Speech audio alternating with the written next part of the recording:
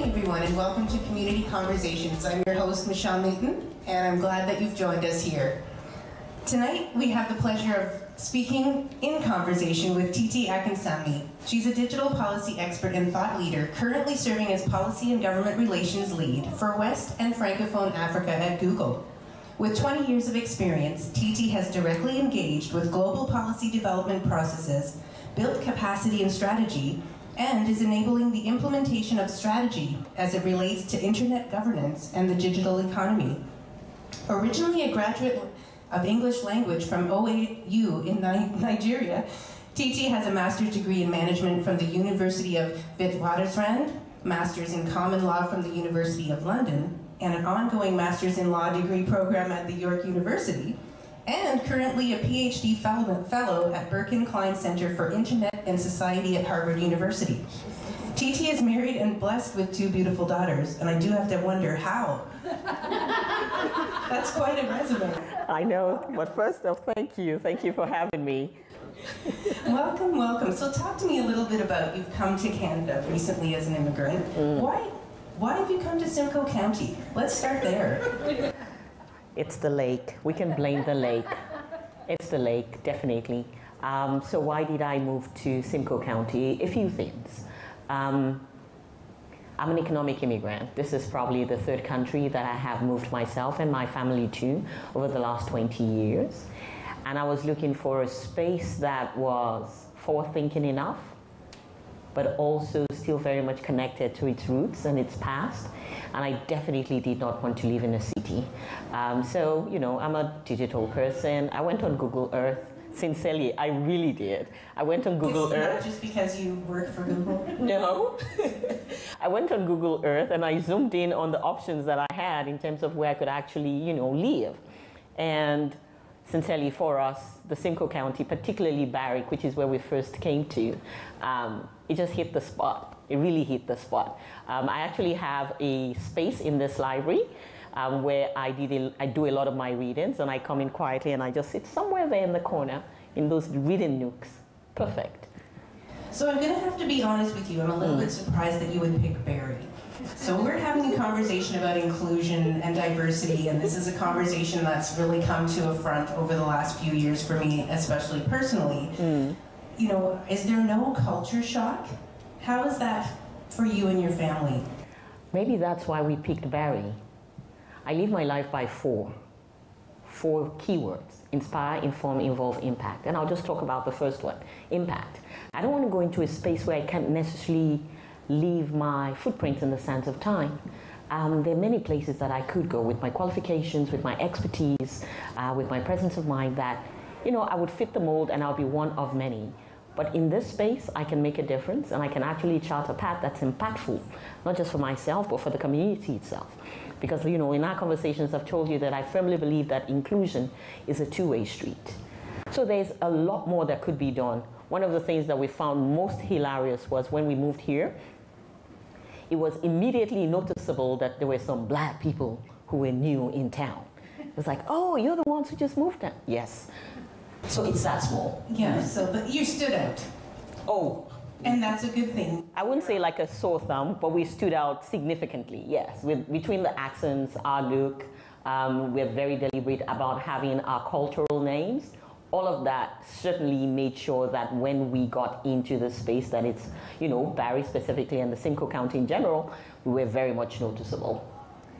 Tell me a bit about the cultural names. So I happen to be familiar with one of your daughters, MEI. Yes.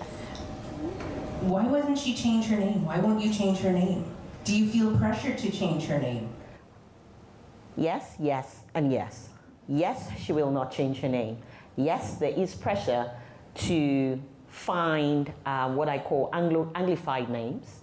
And yes, there is that ongoing need to not lose ourselves.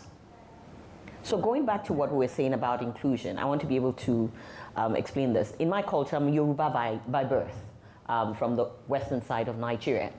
And that means that with our names, it's a declaration.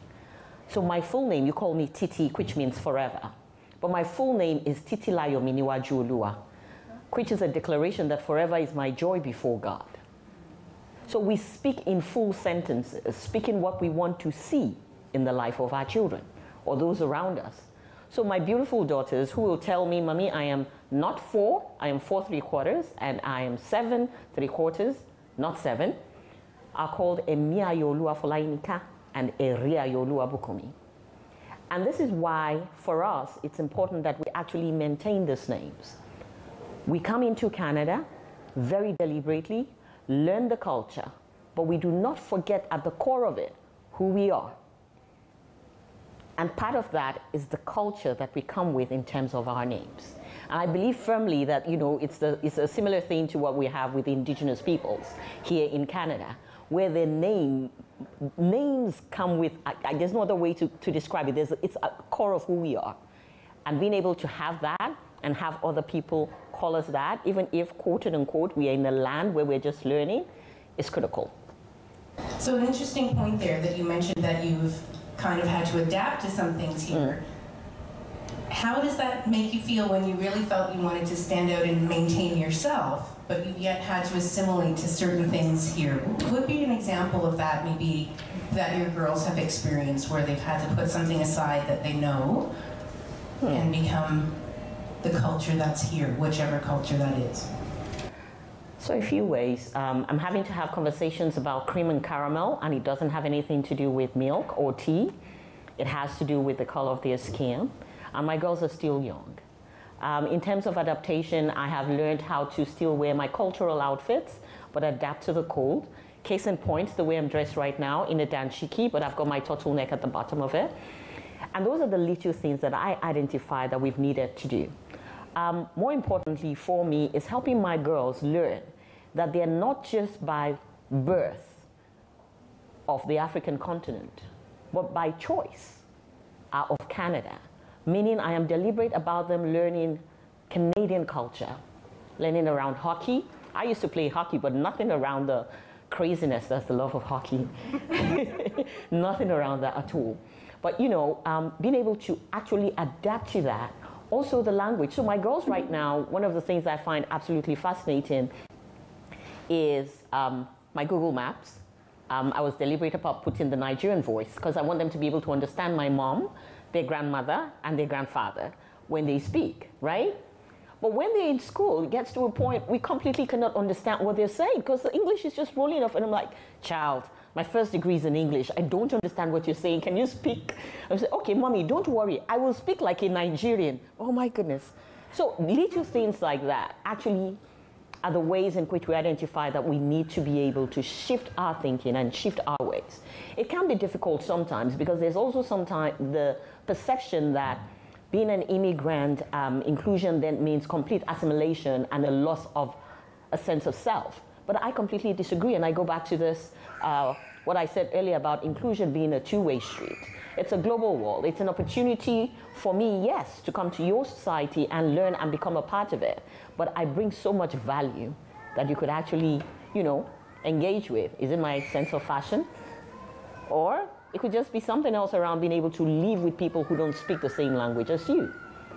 Interesting. I think we'll touch on that a little bit further in, but yes, definitely an interesting perspective. I want to talk to you a little bit about how you've included yourself in the community that you're living in. I know that we chatted a little bit about some of the choices around a new business that you have. Is that inclusion-based, or what are the other motives in terms of opening a business? It's definitely inclusion and being the change that I want to see. So, you know, as you know, I have a day job, right? Somebody pays me a salary. But as part of that, we come with a culture of ensuring that we consistently have what we call a side hustle. A side hustle meaning, you know, in Canadian parlance, it's being an entrepreneur or having your own business. So between my husband and I, my husband is a techie, meaning he read computer science. My first degree is in English. I did a smaller evening degree in computer science as well. But the way I describe it, he's a techie, I'm a non-techie. Techie, meaning I understand him and the rest of folks like him and I have to interpret them to the rest of the world so the rest of the world doesn't think they're quite cuckoo, right? So when the innovations happen, it actually makes sense. So in that way, for us, coming into the Simcoe County, and particularly where we live, which is the town of Innisfield now, we had a need. We had made a decision to live a healthier lifestyle and be more active. And we kept looking for the right kind of gym. I kickbox, absolutely love kickboxing, right? And we couldn't find it. So eventually we got to a point where we said we could keep waiting for the next few years, or we could actually see what we could do. And this for me is a part of inclusion that I absolutely love, in that not just the town of Innisfield, but Simcoe in general, if you're willing to do the research and identify it, which is a point that it needs to be amplified more, the opportunities that exist for us as a community to work together.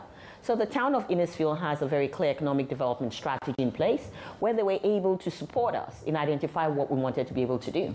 So as I speak to you, it's taken about a year, but yes, we now own a kickboxing gym in Innisfield. You should come. We will make you stronger in 30 minutes, mentally and physically. But that for us was very much driven by maybe 2 or 3 needs. One, the need for a gym in the community beyond the YMCA. But two, we increasingly saw that the younger generation had nowhere to hang out, right? The options were very limited. So we could keep complaining about the fact that they would go to the beach and they would smoke and they would do other things, or you can try and fix it. So you're now only to where we are trying to fix it, but not just for the young generation, but actually bringing the old and the young together. So one of my oldest members is actually 76, and I have a member as young as 12. So you come hang out. That is wonderful. Yeah. So let's switch gears a little bit because it's Black History Month. Yes. I wanted to talk to you about that because I've explored for myself whether it matters whether anything happens in Black History Month or not, and I wanted to get a sense, does it matter to you? Absolutely. You have to tell me more. I have to, words are failing me. Can you see that?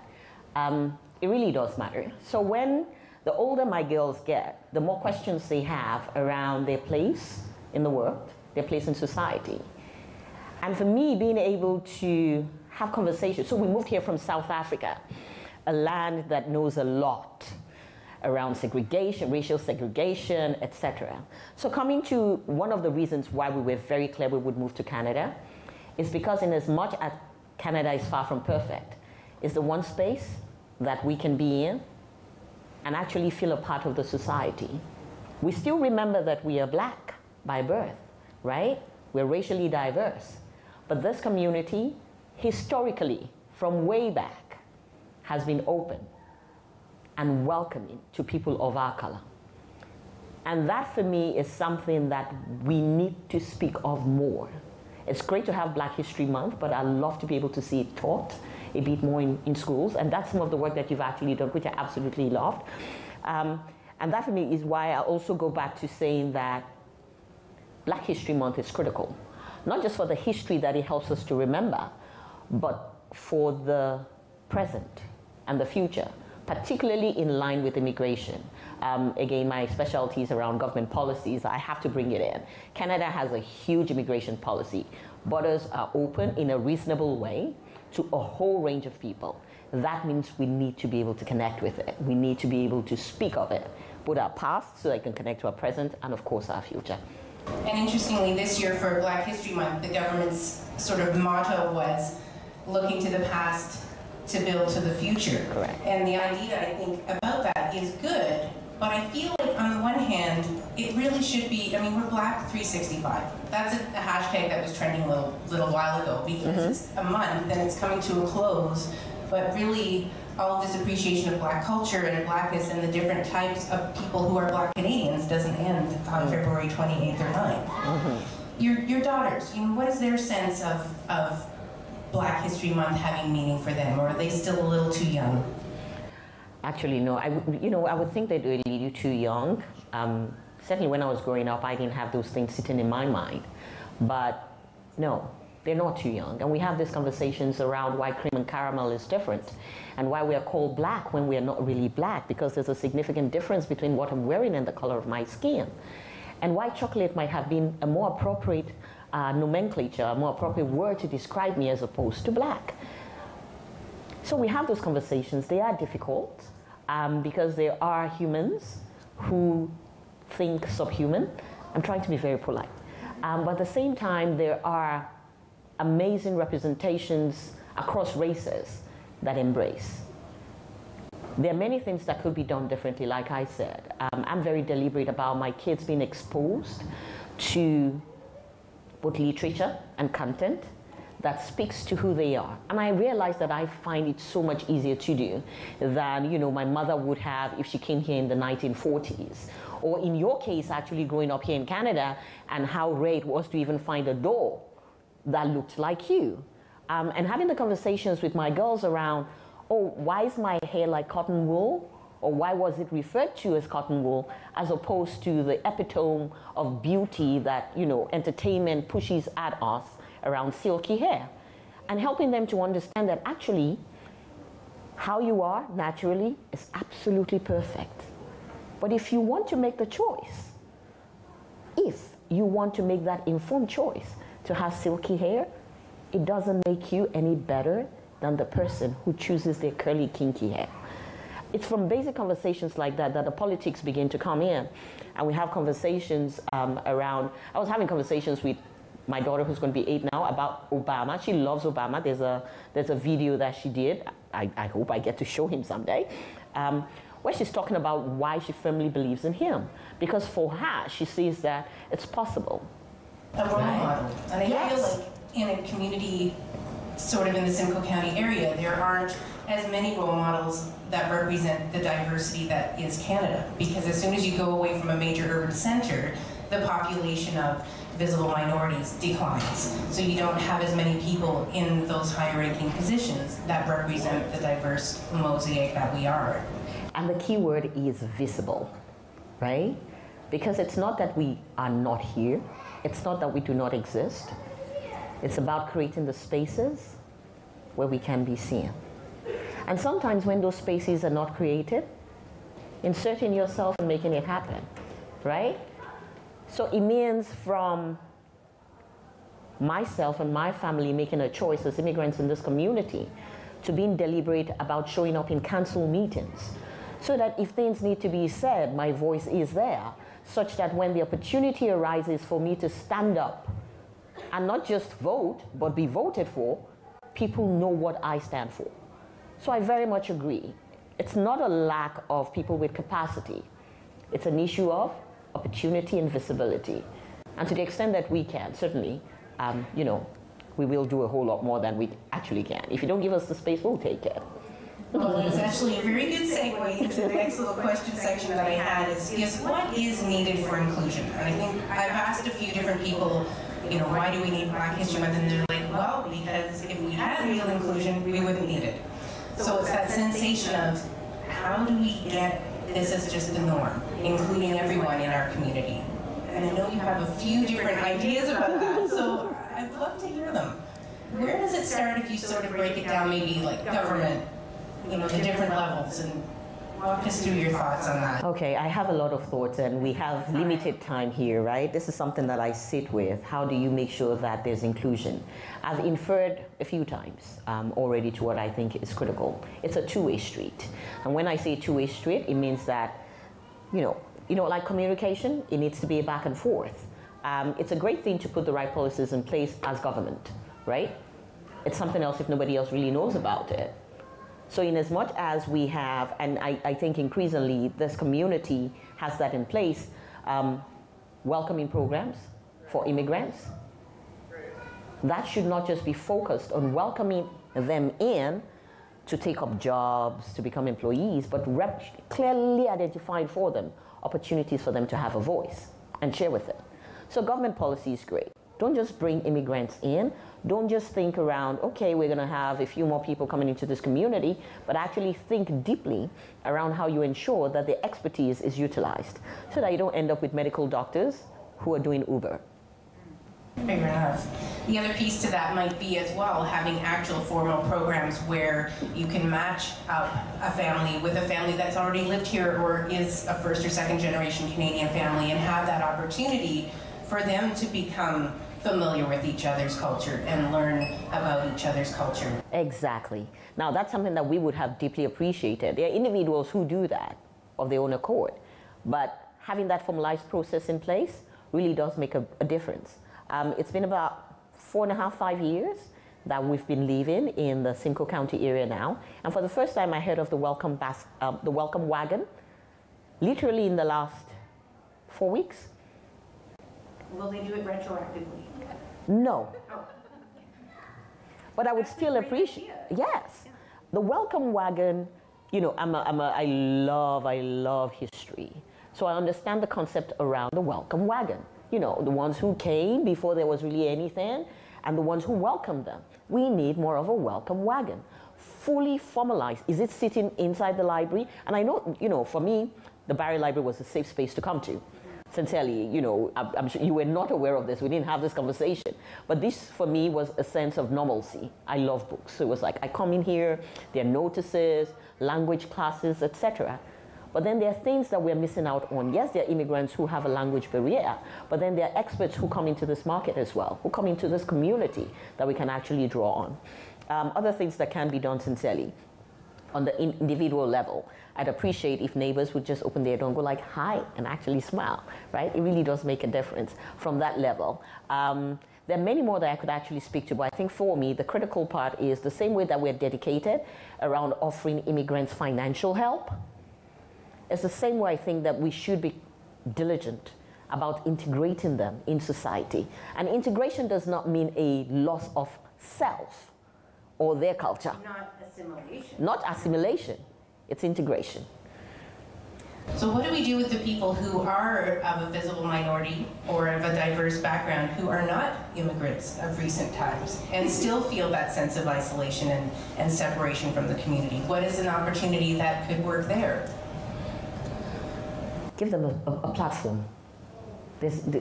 For me, sincerely, if you were born and bred here and there's a sense of disconnect that's still happening, intrinsically speaks to the community and the society.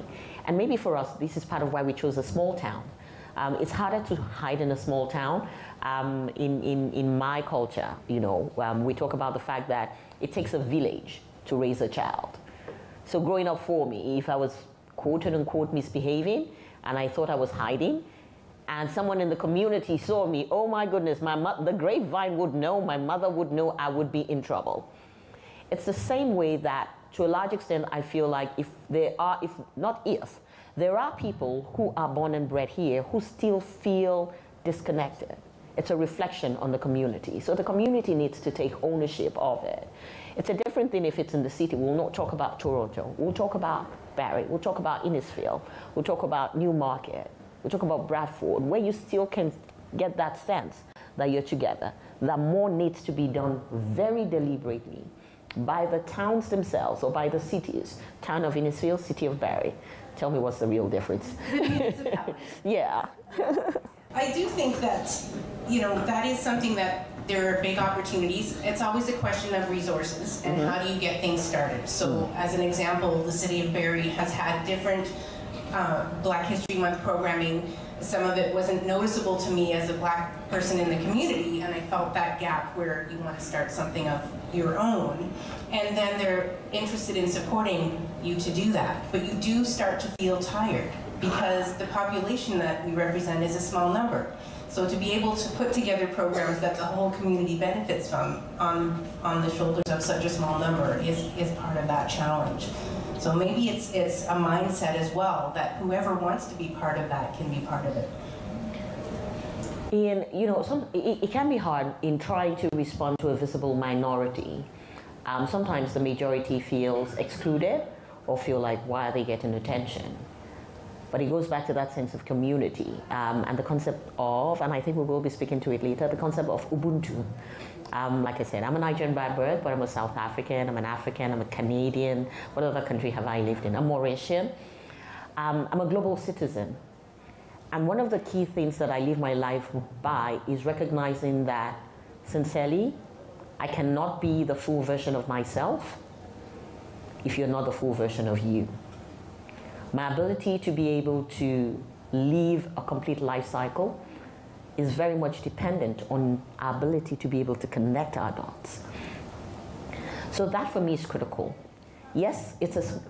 That's the Ubuntu. Yes. So yes, it's a small minority, and there's a lot more resources that could be used to support the work that needs to be done. But I think it's even more important in terms of inclusion to have the seeming majority commit to and work with the minority. So yes, have Black History Month, right? Have things done for the indigenous nations, but do it together, not apart, right?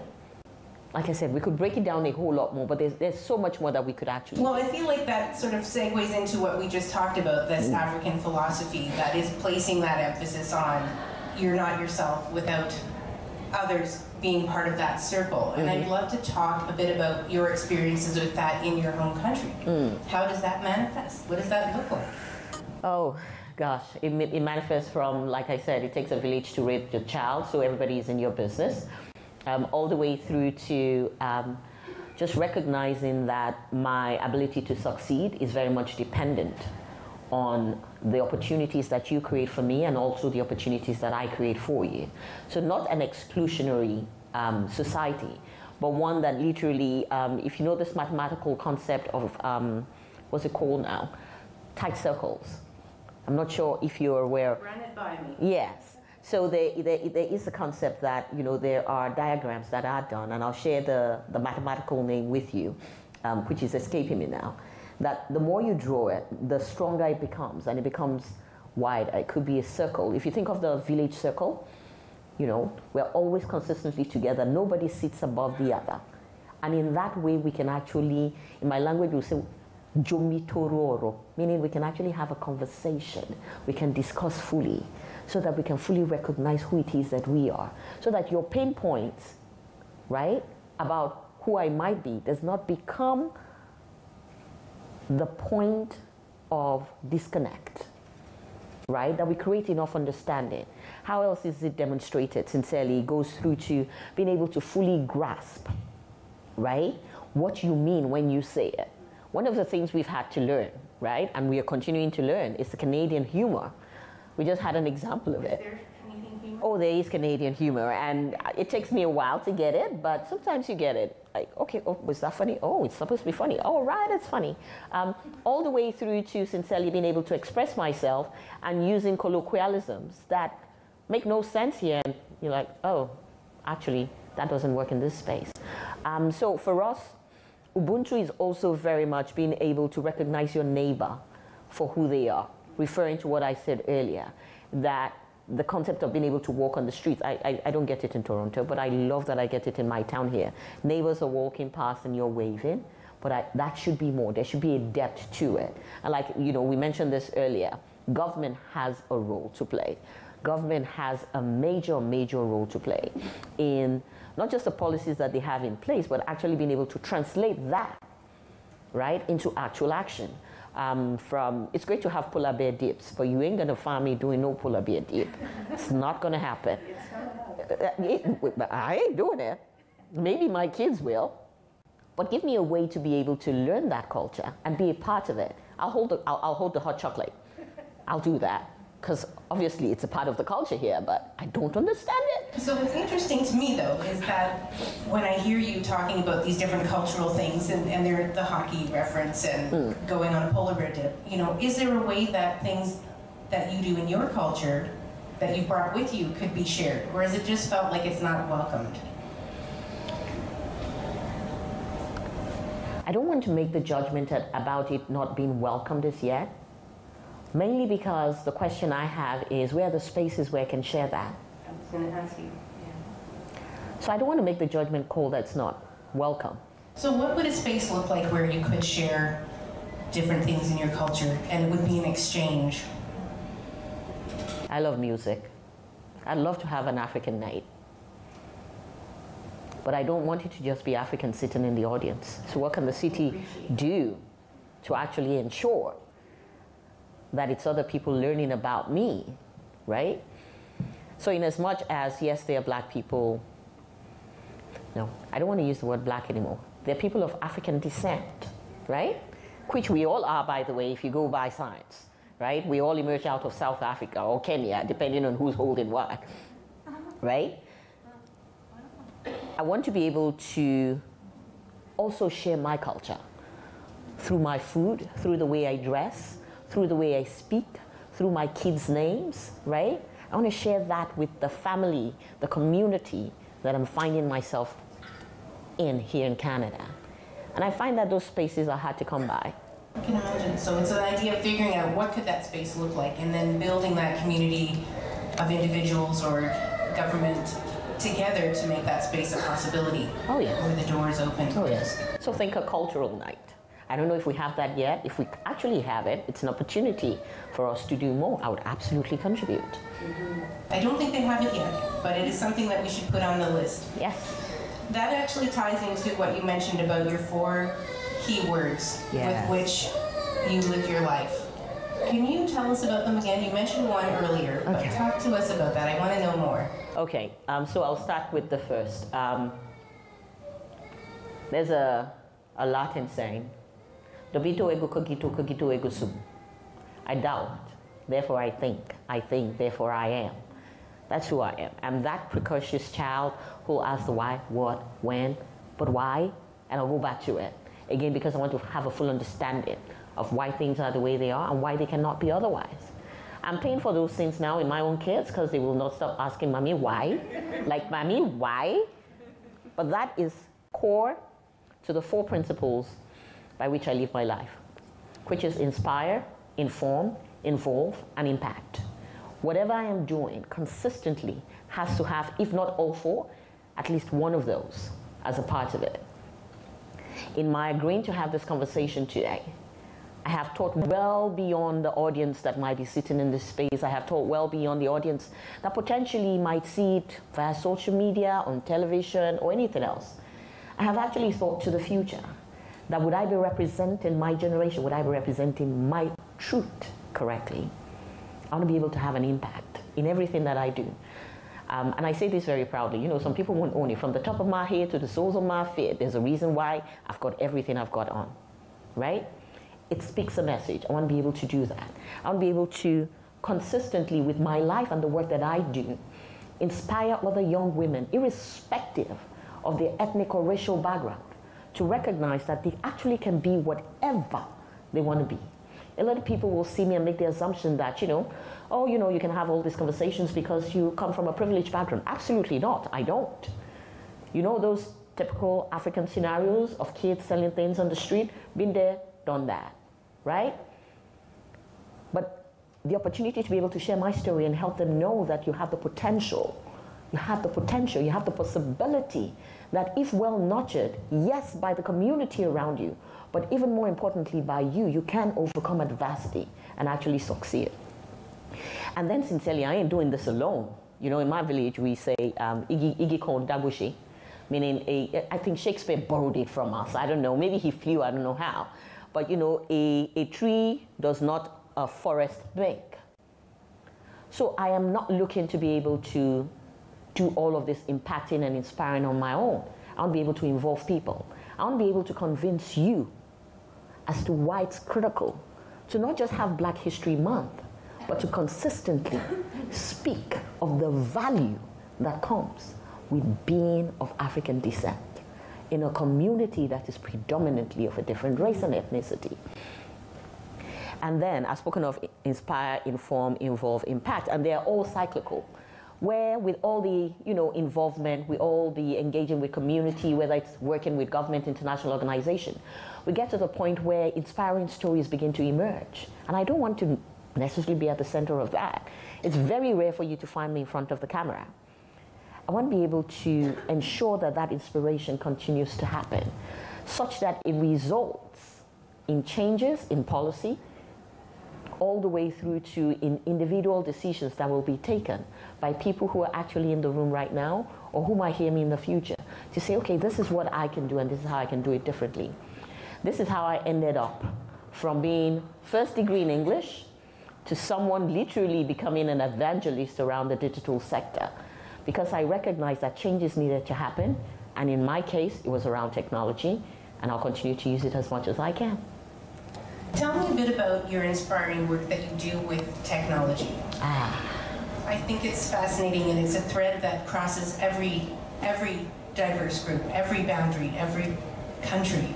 I always say that I am deeply grateful that my father and my mother decided to have me in 1980, I don't hide my age, and not any other time, right? Because I would have missed technology.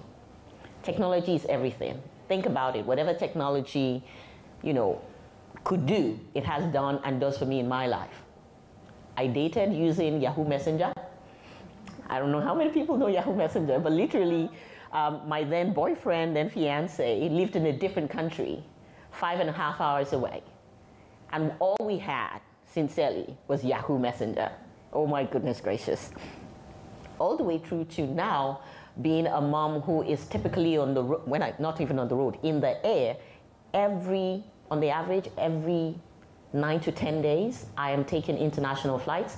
In 2018, I took 44 international trips, meaning, the shortest distance I ever traveled is 6.5 hours in the air to get to work.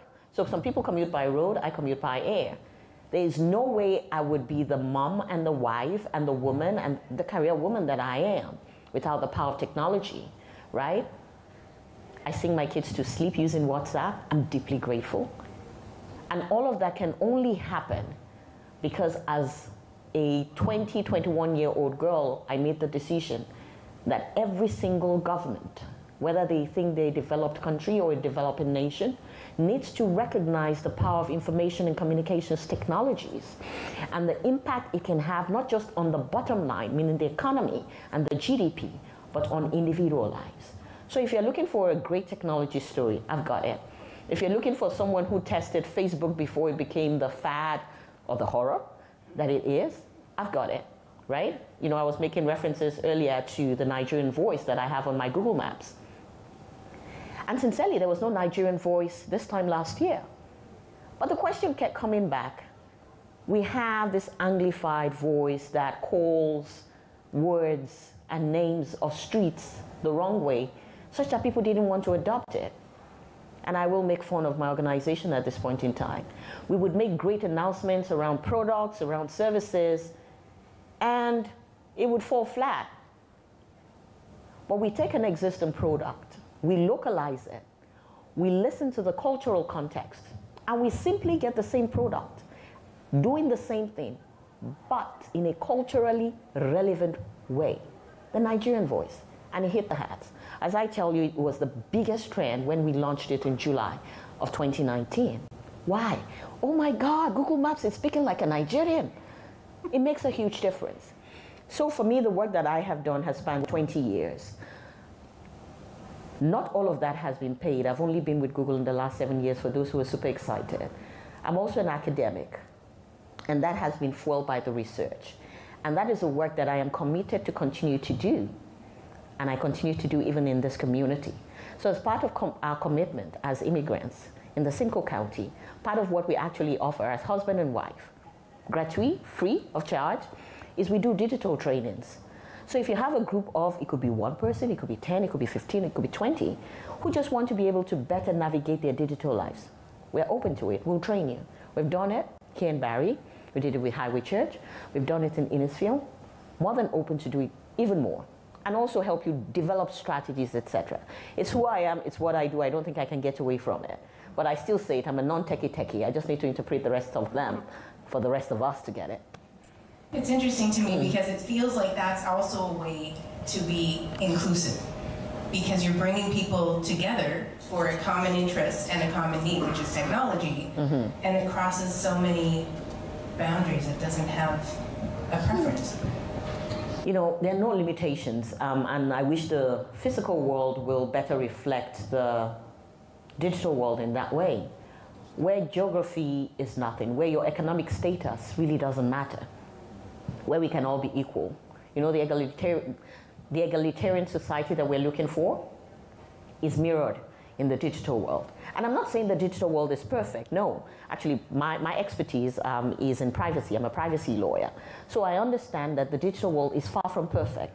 However, there are amazing lessons to be learned where I can sit as a fresh graduate out of a university that I would say is in the Bundus and connect with people in the Netherlands, in the US, and in Geneva, where I get to the point where I am sitting on a committee as the only, what was the nomenclature they used then? The young, black, female, African on a committee of 12 people. Everybody else, and I mean everybody else there, I could call grandpa and grandma, literally. And I was sitting on this committee with Kofi Annan, the Global Alliance for ICTs for D then. And we literally changed the world. A lot of the technology that we're working with now is formed on the basis of a group of young people coming together and insisting that actually this can change the world. And we need to recognize that there are no boundaries, right? The boundaries that we think exist actually do not exist. In terms of being able to, taking it back to Black History Month and inclusion, if we can recognize the opportunity that technology presents for us to be able to make use of this, the cultural nights I was talking about, yes, it's great to have a physical space to be able to connect, but there's so much that we can do with the digital space. I'd be happy to sit and just talk from my room and talk to whoever is a new immigrant, wherever you are. This is what we are, this is who we are. Get the people who are, indigenous to this community. I'd love to be able to meet more indigenous people. I don't necessarily have that cross-cutting space to be able to do it, right? Technology can help bridge that gap. Oh, yes. So I feel like that's the part where I was going to ask you, how do we become these global citizens, these good citizens, and how do we model it? I don't want to sound trite, but one of the first things is being able to have an open heart and an open mind. And that does not mean losing sense of who you are or your principles, but being willing to listen beyond what you think is right and correct. The second part, sincerely, is having conversations like this, where I can look into this space and I see a majority who don't really reflect my ethnicity, but who are sitting and listening. And that is deeply appreciated. What else can we do, sincerely? Like I said, knowledge is power. We have spaces where we create economic opportunity, but the cultural aspect, we could do more as a government, right? There could be more policies that could be put in place. Policies are only as good as how they get implemented, though, and thinking about that is always where it stops. And so I see one school is doing certain things that are more inclusive, and another school that's maybe under the same umbrella isn't doing it. So it's almost like you need a champion to start that ball rolling, and then it gains some speed, it gains some momentum in the community. So I agree with you. Implementation is king. You can have all the best policies, but have bad implementation. But I am wary of building things around just individuals and champions. Because if anything happens to them, except they've built a real great community with it that can actually carry through, it will die off, right? So there's nothing else. I'll go back to that saying that I said earlier, that a tree does not a forest make. So have great policies.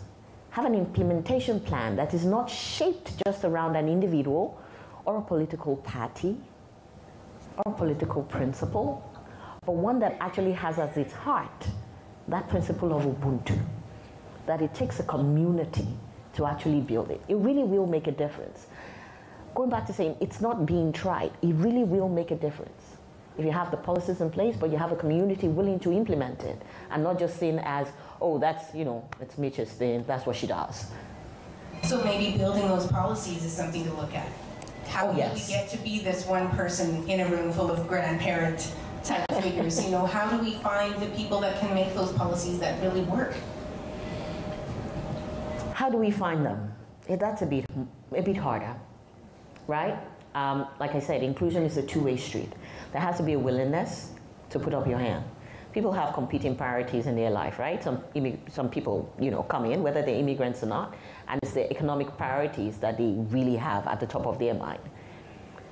But as long as knowledge or information is shared, that these platforms and these opportunities exist, there are those who will take it. Sometimes they fall into it simply by mistake. They have nothing else to do, right?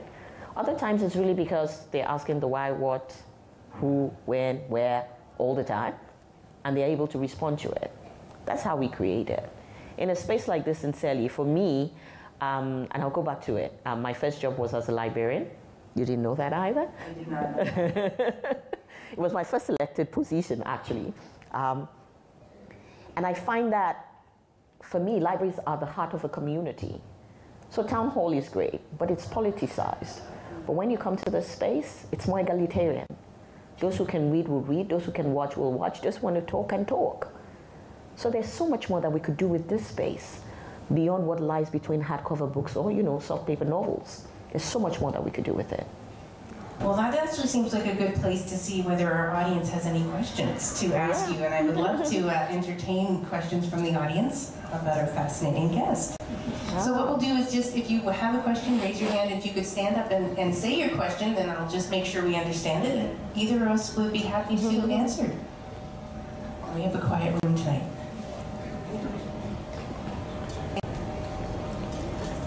It's quite quiet in here tonight. Okay, well, we're going to have to talk a little bit more. When you and I were talking about your 4 keywords, I really like that because for the longest time, one of my sort of mantras has been better together. It's not to have everyone melt together, but to be doing things collaboratively and together. And I'd love you to talk a little bit about, I know you said that you didn't always have 4 words. How did you come to incorporate those into your life as you were growing up? Okay, so I think probably for the first, and instantly in my brain, I have a photographic memory. Instantly I went to the picture that we have stored that memory. So I recall that between 2001 and 2009, my tagline, like my signature, had impacting generations, impacting my generation. So in the beginning, it was just about, oh, what impact can I make, right? But the more I made an impact, the more I realized that there's many more parts to it. And the parts began to come out for me that to make an impact, people need to know what it is you're talking about. So you got to be able to inform them, right? I can come here and talk all the great English and all of that, but if people don't get what is really at the core of it, which is inclusion, they'll leave here feeling like, okay, that was a great conversation, she looked great, but that's it, right? And then it got me to that point where I realized that, okay, for me to create an impact, I need to be able to inform people, like really share the knowledge that I have, and also listen, right? So I can further build myself. It got to the point where I began to realize as well there needed to be a lot more involvement. And that was when I think I took the decision that I'll be the nemesis of governments, including the Canadian government. Then it was called the Industry Canada, which is now called ISED, right? And it was Industry Canada, sincerely, and maybe this is where part of my love for Canada came. Industry Canada for me was one government institution that consistently listened. They looked beyond my race, they looked beyond my age, they looked beyond my naivety, and they saw the core of it, of the impact that I wanted to be able to make, and they supported it. And at this point in time, I wasn't living in Canada. I hadn't even applied to be an immigrant, right? I was just some young girl living in Africa. In fact, I was still living in Nigeria. I hadn't even moved to South Africa. So that's when that became even very much more a part of it. Now that support made all the difference in terms of being able to inform and increasingly involve a wider circle of people that I worked with and the impact that I have. Now the inspiration part has come more than ever before the older I get. And I use that word and I say it with caution because I know I'm not the oldest in the room. No. However, if you remember the moniker that I identified earlier that I was consistently called, if they needed to, it got to a point where I felt like I was just, where I was saying don't build it around individuals, where I became that plug. They're looking for young, black, African, female, knows what she's talking about around digital. Titi Akinsanmi. Whether it was a round hole, it didn't matter if I was square. You're going to fit in there. And they keep coming back to the same person for the same reason. And there are so many more of us, right? That for me, I began to realize that I don't want to replicate more versions of myself. I don't even want my girls to be me. I want them to be, and I say this to them every single morning. I'm a Christian. I'm a born-again Christian. I don't hide it. I say to them every morning, you have an excellency of spirit, right? You will be the best version of yourself. Not the best version of mommy and daddy, not the best version of me, not the best version of Beyonce or Jojo Siwa. No, you can be the best version of yourself. And in the last probably 3 to 4 years, I began to do a lot more around realizing that I needed to inspire more because I didn't fit that peg anymore. I can't come up here and say that, hi, I'm Titi Akinsanmi, I'm young, If I'm going to say anything else, I'll go like, I'm middle-aged. Like I said, this year I clocked 40. I got to embrace it. It's like, my goodness, where did the time go? Right? You have made an impact on a lot of women, especially at Google, and I'd love for you to share a bit about your remarkable sessions. Okay. Because that really impacted me as a statement that I now refer to you as, you know, you're remarkable. Yeah. Be proud of it. Okay, so will you allow me to speak to the audience? I will. I always do this as a rule because we don't embrace it as women or even men. Maybe primarily because I come from a culture where you are taught to be humble, don't really speak about what you've done, don't own it. I've learned that believe in your capacity as an individual makes a difference. So I actually deliberately ask my audience to look at yourself virtually, you know, see yourself and tell yourself, and you have to say this with me, I am remarkable. I want you to say it. I am remarkable. How many of you are feeling uncomfortable? Like, okay. I want you to own it and say, I, Titi, say your name. I know I am remarkable. I, Titi, I am remarkable. I, Michele, I am remarkable. That's better. And I find that that can be very hard, especially for women, especially for young women who have been typecast, who have been told, this is the model, this is what you fit. When you have babies, now you need to behave in a different way. I've been told that. And this is me who has exposure, right? There is a place for recognizing that they are parts, but there's a place for recognizing that the version of yourself is amazing. And that version needs to speak up for you. So what we do, Google has great programs, and I'm not saying Google is perfect. It's far from a perfect organization. But one of the things I'm deeply proud about is that there's a deliberate support to help you ensure that you actually can bring more people into a space where they can be courageous about being successful, particularly for people from disadvantaged backgrounds, or even people who come from privileged backgrounds, but who, because of that privilege, have been told they don't have a voice. You come from money, so you can't say anything. You ain't suffered yet, but actually they have a valid voice. So part of what we actually do is called the I Am Remarkable sessions, where we bring particularly, it started off as just women, but the men said, do not exclude us. So we agreed. And literally what we do in the session is we get you to sit down and write the things that you know are great about yourself, including the things that you don't appreciate about yourself. Find the good and say it and speak it. It looks really simplistic, but I had, from presidents' wives to young people who are just fresh out of university, come out of those sessions feeling significantly more confident and knowing that even if I'm far from perfect in this moment, I am remarkable. Not because of your perception of me, but because I know who I am, right? And there are many ways you could actually work that. So there's all of that work. One of the other things that I have increasingly done, and this will sound quite contradictory, is that even though I'm a digital person, I'm highly private. So I didn't open any of my Twitter, Instagram until October 2018. Because I just didn't want to be seen. I like my privacy, right? I do so much in that space already. But one of my mentees walked up to me and said, actually, that's very selfish of you. And instantly I thought, what do you mean? And she said, yes. So it means that you are only allowing yourself to be seen by those who have the privilege to listen to you, to know you, or to connect with you in this time-bound space.